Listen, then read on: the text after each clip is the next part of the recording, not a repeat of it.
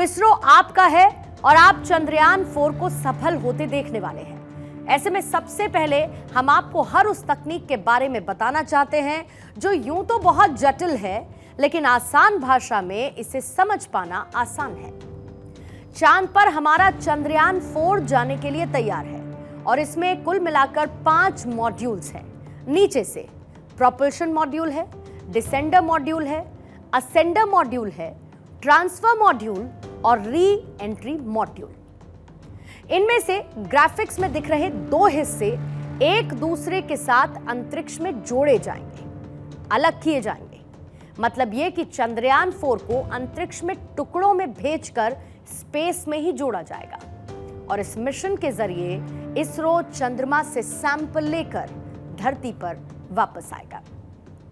अब आपको एक बार डिटेल में LVM-3 के 5 मॉड्यूल के बारे में बता देती हूं। सबसे पहले इसमें एक प्रोपल्शन मॉड्यूल होगा जिसे LAM यानी कि लिक्विड अपोजी मोटर कहा जाता है। ये वो इंजन है जो कि चंद्रयान 3, आदित्य L1 और मंगलयान मिशन में पूरी तरीके से सफल रहा था। दूसरा है डिसेंडर मॉड्यूल जो कि चंद्रमा की सतह पर लैंड करेगा। इसमें 800 न्यूटन के 6 थ्रस्ट इंजन लगे होंगे। तीसरा असेंडर मॉड्यूल होगा और इसमें 800 न्यूटन के 2 थ्रस्ट इंजन होंगे। असेंडर वो हिस्सा है जो कि डिसेंडर के ऊपरी हिस्से से जुड़ा होगा और इसमें चंद्रमा से लिए गए मिट्टी का नमूना यानी कि सैंपल होगा और उसे वापस चंद्रमा की ऑर्बिट में ट्रांसफर मॉड्यूल से जोड़ा जाएगा। चौथा है ट्रांसफर मॉड्यूल। इसमें एक LAM इंजन, 2200 न्यूटन के 8 थ्रस्टर होंगे। इसके अलावा 150 ml न्यूटन के 16 थ्रस्टर इसमें लगे होंगे।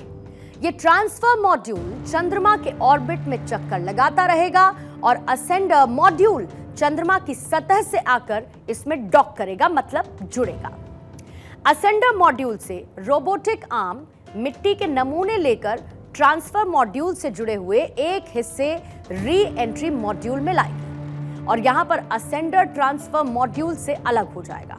इसके बाद ट्रांसफर मॉड्यूल वापस पृथ्वी के ऑर्बिट में आ जाएगा और यहां पर re entry module transfer module से अलग हो जाएगा और फिर धरती पर लैंड कर जाएगा।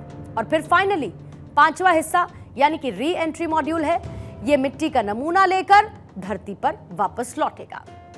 यानी कि ये जो 5 मॉड्यूल हैं, इस मिशन के 5 हीरो हैं और इन 5 मॉड्यूल पर पूरी दुनिया की नजर रहने वाली है। और जब दुनिया आश्चर्य में दांतों तले उंगली दबाएगी, तब हम 2 उंगलियों के साथ विक्ट्री का साइन दिखा रहे होंगे। इस पूरे प्रोसेस का अगला पड़ाव वो स्टेशन होगा जो कि भविष्य में BAS यानी कि अंतरिक्ष स्टेशन बनाएगा। Chandrayaan 4 mission basically BAS station के लिए नींव भरने का काम करने के लिए जा रहा है। इसरो चीफ का कहना है कि हमारे पास डॉकिंग यानी कि स्पेसक्राफ्ट के हिस्सों को जोड़ने की तकनीक है। यह काम धरती के अंतरिक्ष या फिर चंद्रमा के अंतरिक्ष दोनों जगहों पर किया जा सकता है, यानी कि पृथ्वी के ऊपर भी और चंद्रमा के ऊपर भी। और हम इस तकनीक को डेवलप कर रहे हैं। डॉकिंग के प्रदर्शन के लिए इस साल के आखिर तक स्पेडेक्स मिशन भी किया जा सकता है। See, Chandrayaan 3 was only to go there and land softly. So now to come back from moon back here, it is equivalent to another one more mission. So the overall size of the satellite becomes almost double. The number of modules become 5, and we don't have launch capability. So we have to do with the 2 launches, and going into the orbit, we will have to have docking, both in Earth orbit as well as in moon orbit. Chandrayaan 4 का review, लागत, detail study हो चुकी है। यह दरअसल सरकार और इसरो के विजन 2047 का हिस्सा है। इसरो इस प्रयास में, इस कोशिश में है कि 2035 तक भारतीय अंतरिक्ष स्टेशन बना ले, 2040 तक भारतीय को चंद्रमा पर भेज सके और वो मेड इन इंडिया तकनीक और क्षमता से हो। यह गगनयान प्रोग्राम का हिस्सा है। मोदी सरकार ने जिसका दायरा बढ़ाकर भारतीय अंतरिक्ष स्टेशन के पहले मॉड्यूल के विकास को भी मंजूरी दे दी है। रिवाइज्ड गगनयान प्रोग्राम में BAS-1 यूनिट के साथ साथ 8 मिशन शामिल किए गए हैं, जिसे दिसंबर 2028 तक पूरा किया जाना है। गगनयान प्रोग्राम की टोटल फंडिंग को 11,170 करोड़ रुपए से बढ़ाकर 20,193 करोड़ रुपए कर दिया गया है। गगनयान में 3 दिन के मिशन के लिए 3 गगन यात्री को 400 किलोमीटर ऊपर पृथ्वी की कक्षा में भेजा जाएगा और इसके बाद क्रू मॉड्यूल को सुरक्षित रूप से समुद्र में लैंड कराया जाएगा।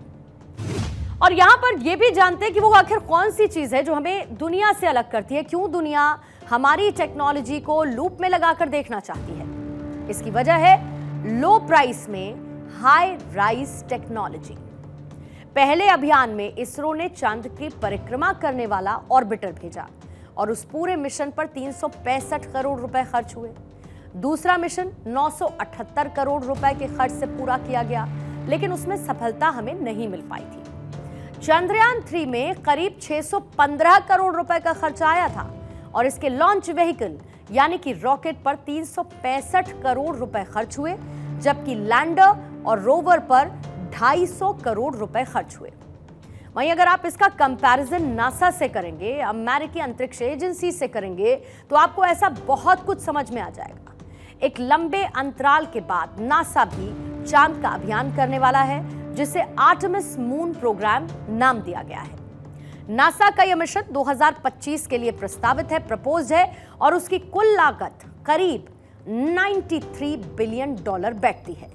यानी कि नासा के मिशन का खर्च करीब 7,69,226 करोड़ रुपए है, जो कि चंद्रयान 3 की लागत की तुलना में 1,250 गुना ज्यादा है। अब आप ये समझ लीजिए कि मिशन करीब एक ही है, इसका लक्ष्य भी एक ही है, लेकिन इसमें आने वाला खर्च अपने आप में भारत की सफलता को दिखाता है। और अगर भारत अपने इस मिशन में कामयाब रहा तो वो ऐसा करने वाला चौथा देश बन जाएगा। इससे पहले सिर्फ अमेरिका, चीन और साथ ही रूस ऐसा कर पाए हैं।